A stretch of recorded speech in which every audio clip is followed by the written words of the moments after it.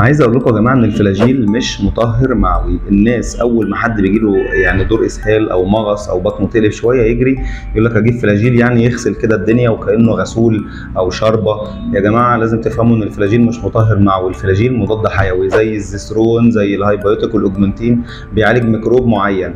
المضادات الحيويه انواعها كتيره جدا، كل نوع بيعالج ميكروب معين بيعمل مرض معين، وبالتالي الفلاجيل بيعالج ميكروب معين اسمه الميكروب اللاهوائي اللي هو الانتاميبا هيستوليتيكا، لو بتسموه الاميبا في تحليل البراز.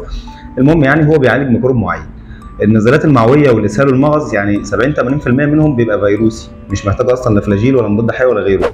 فبالتالي لازم نبطل فكره ان الفلاجيل مطهر معوي. كل ام تجيلي تقول الواد اصله يعني جاله شويه اسهال وترجيع جبت له فلاجيل، الكلام ده غلط. يا ريت تبلغوا بعض ان الفلاجيل مش مطهر معوي.